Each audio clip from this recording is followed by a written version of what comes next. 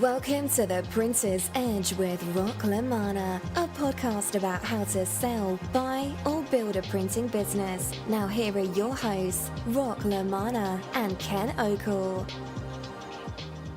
Welcome to the Printer's Edge podcast presented by the LaManna Alliance. Hi, I'm Ken Okel here with Rock LaManna. Today we're here to talk to you about how you can maximize your 2018 year. A lot of strategy involved with that. Episodes of this podcast are on Apple Podcasts. Some people like to listen to them on YouTube, so we also put them up there on Rock's YouTube channel, which is also where you can see some of our segments of Rock on the Road. Kind of fun to see Rock out in the marketplace. Rock, we're at a critical time for a lot of businesses because with the new year, you get new opportunities. And the key word that you told me was strategy. Yes, it is. Strategic planning. I've been involved with strategic planning for over 30 years. And it's because of the education I got at 3M Company. The last quarter was always the communication of what the following year would be.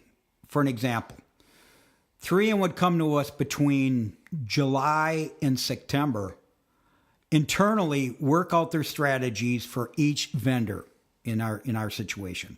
And they would deliver the word to us in approximately October. So there was a lot of people involved. You're talking about finance, you're talking about sales, you're talking about marketing. All these resources would come together and deliver the word to us, because we're a contract manufacturer for 3M for many, many years. And here's what to expect in the next year.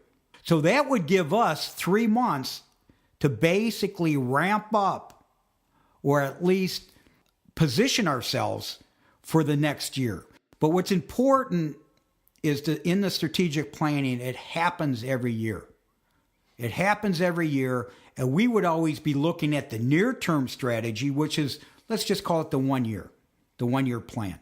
But we were also working on the 3-year plan, the 5-year plan, and the 10-year plan internally, depending on what we wanted to do and our life cycle. For an example, I was in the family business. My father was in his early 60s, thinking about, number one, succession, also thinking about retirement. And so we started putting together a game plan, not only customizing it for the business and the resources and the financing that we're going to need and the growth expectation, but my father also had a personal plan and what he planned on doing. And so I wasn't privy to that. That was between my mother and my father. But in the meantime, I learned over many, many years of what people do on a strategic plan. And many people, believe me, many of my clients do not have a documented strategy or even a business plan. And that's a problem. I could see where it's a trap you fall into. You get busy and you think, oh, I can just kind of wing it. But I guess when you're doing that, when you're just living day by day, you're really limiting your future growth and potential. Well, there was a saying internally many years ago that it's not what you did yesterday, it's what you're doing today for tomorrow. We always had this thought about fast forward. It's kind of like planning a wedding. A wedding is between a couple that decides which way they're going to go. It takes at least a year. Yeah, you don't just show up. 18 months. Yeah.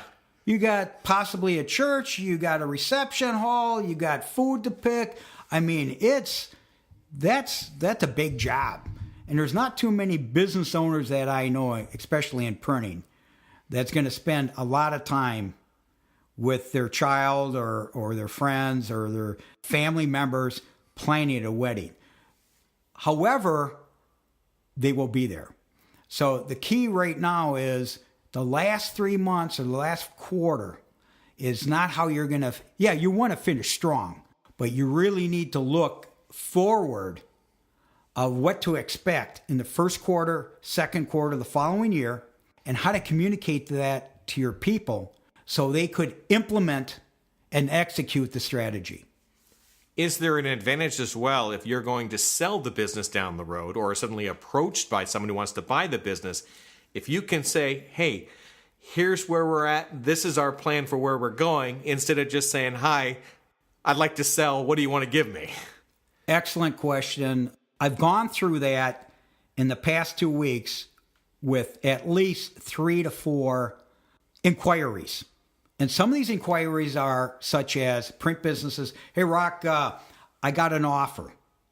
Oh, great. What happened? Well, I don't know what to sell it for. Well, have you done a valuation?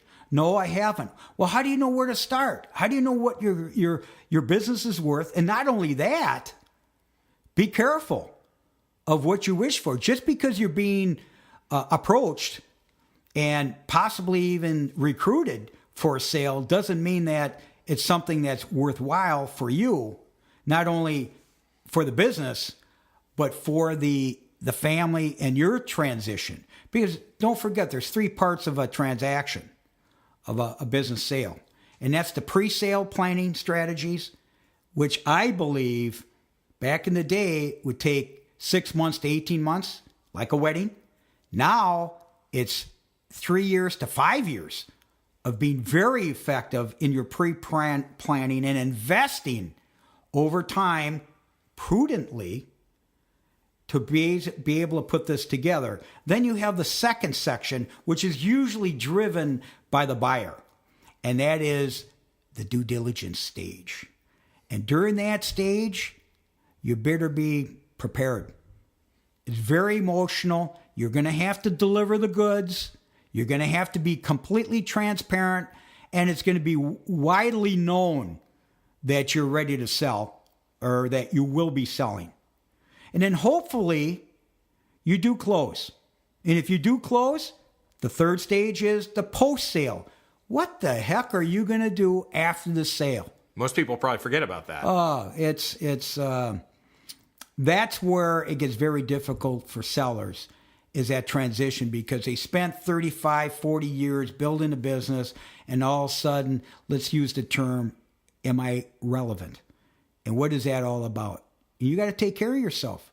And I see this not only in business owners, but my friends that retire from the government, or my contacts working for corporations, suppliers, and so on.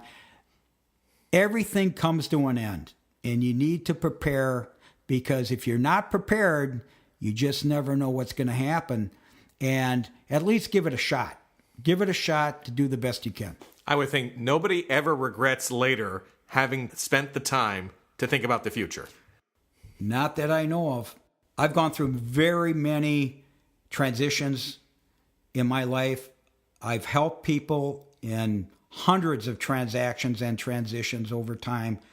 It's very systematic. It can be. However, there's an art to it. And personally, it depends on how people go through a transition, such as grieving, the emotional aspect, and so on. There's so many components when you're going through a transition. And it takes time. All this takes time to be able to provide your hope and your wishes and your dreams. And don't forget, if you have other family members and children involved, a spouse involved, I always ask the question, who's involved in this decision when I speak to business owners that are looking to either grow, looking to expand, looking to exit. It all depends on the situation, because it's a very serious situation, and many, many people are involved. And bottom line is, you can't do it alone. A family member, too, may not be active in the business, but yield a lot of influence. I'm working with a client right now, age 71, wants to doesn't want to get out. Why? He wants to grow the business at 71. Okay? Holding on. His wife is 60, 11 years younger. She wants him to retire, take care of himself, and move on. I just got the call. After 3 to 5 years of talking to this gentleman, every year, fourth quarter, they always ask me, Rock, what should I do? And it's always about preparation. Number one, get a valuation, see where you stand, and then hope that you're going to put a strategy together I'll help you put that roadmap together, not only a business aspect of it in your career with connections, but align yourself to thrive during that transaction and transition, and then hopefully work on a personal plan so your spouse understands exactly where you're at, the discipline it takes to make it happen, and hopefully you don't die in the process. We want to remind you that one of our most popular features will be coming out again. This is our 2018 predictions for the print and print-related industries. I'm going to put a link in the show notes to last year's predictions so you can check them out. But we also asked that you showcase your expertise and send us your predictions. Again, we'll have a link in the show notes so that you can submit your information. It's an easy process. We'll put a link to your website. We can include a photo.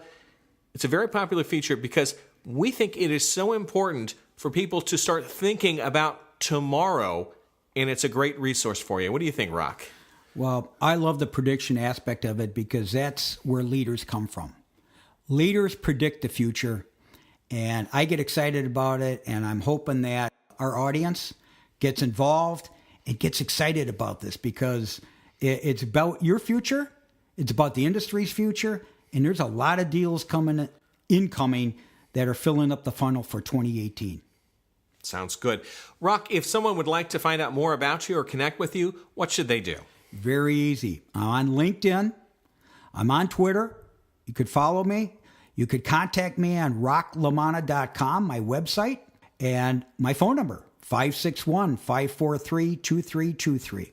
And my name is Ken Okel. I'm a professional speaker who helps organizations become more productive and profitable. Want to find out more about me? Watch some clips of me in action? Go to my site. It's my name, KenOkel.com. So, Rock, as we wrap up this episode, see you in the marketplace. This is the Prince's Edge with Rock LaManna. Thanks for listening.